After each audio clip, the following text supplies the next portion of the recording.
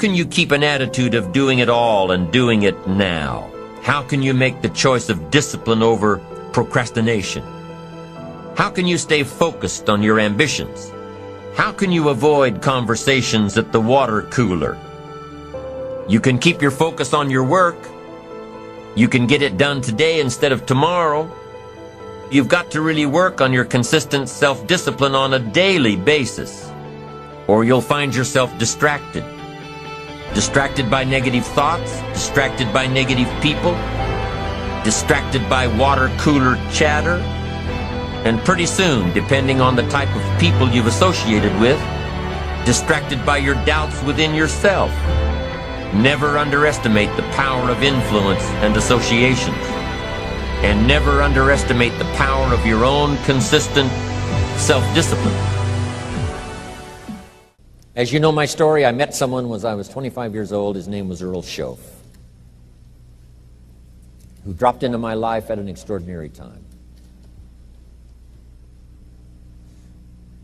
So, key phrase, timing has a lot to do with it, and who knows part of the mystery of time, the timing. Part of the timing one I just had that experience that I've shared in other seminars when the Girl Scout knocked on my door. And I walked to the door, and she gives me the big pitch on the Girl Scout cookies, best organization in the world for girls. Got several flavors, time to buy the cookies, only $2. And with a big smile, she very politely asked me to buy. No problem, I wanted to buy. Big problem, I didn't have $2 in my pocket. And I didn't want to tell her that. So I did what I thought was next best. I lied to her. And I said, hey, look, I've already bought plenty of Girl Scout cookies. We've still got plenty in the house we haven't eaten yet. She said, oh, that's wonderful. Thank you very much. And she leaves. When she leaves, I say to myself, I don't want to live like this anymore. I mean, how low can you get lying to a Girl Scout? I mean, that's low down. I told myself that day, this will never happen to me again. One of those experiences. It's called like life-changing. I said, I'm going to search till I find better opportunities so my pocket won't be empty and the bank account won't be empty, and I won't be so far behind on my promises to my family. And it was shortly after that I meet Earl Schoaf, who taught me how to be wealthy, who taught me how to change my life. So who knows what the connection is, right? Someone says when the student is ready, the teacher will appear. You know, I don't know all the mystery of that. But anyway, it seems like some of those things uniquely happen. But it was Mr. Schoaf over a 5-year period before he died at age 49 who taught me some extraordinarily simple things. He only went to the 9th grade in school, never finished high school, never went to college, never went to university. So he put his ideas and his experiences in very simple language, which I think for me, you know, a kid from the farms of Idaho, that simplicity was so important. Because if it would have been technical, I'd have missed it. If it would have been mystic, I would have, backed away. But it was just basic, blunt, ABC, familiar stuff that I hadn't thought of before.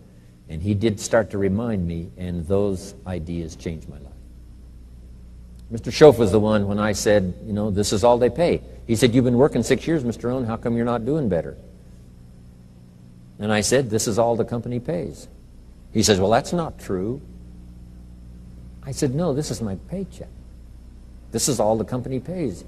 He said, no, this is all the company pays you. I thought, that's a new way to look at it, right?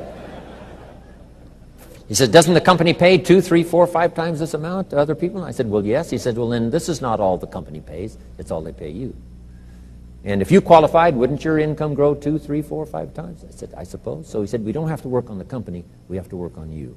See, that was the beginning of what he called the phrase personal development. I told him things cost too much. He said, no, you can't afford them. I thought, well, that's a new concept. I hadn't thought about that.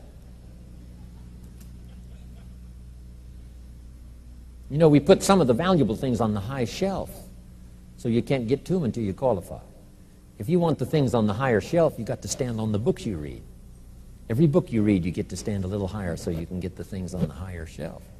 See, I learned those concepts. It was so incredible. And here was the most important one. Success is something you attract by the person you become. See, that phrase changed my life. Success is something you attract by the person you become. Success is not something you pursue. It's like chasing a butterfly. You can't quite catch it.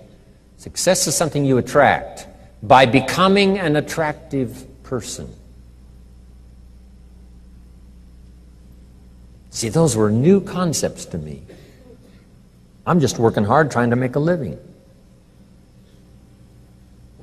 Here's what he said to me. This changed my life. I got a chance to teach this in Moscow and across Russia. 3 visits, now the 4th. Here's what Shove taught me. Profits are better than wages. Nobody taught me that in high school. Nobody taught me that. I went to 1 year of college. Nobody taught me. Profits are better than wages. Wages make you a living. Profits make you a fortune. And how could you work on both a living and a fortune?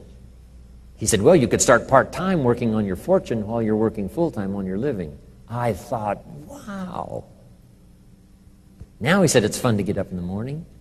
Not just getting up, go to work to pay the rent, but to get up to go to work to make a fortune. First, to make a living for my family. Second, to make a fortune. And he taught me how to make both a living and a fortune. Guess what I did? I learned how to make both a living and a fortune. And I found out anybody could do it once they get the information. And at age 25, I started receiving this extraordinary information. Here's what he said. Your income is directly related to your philosophy, not to the economy.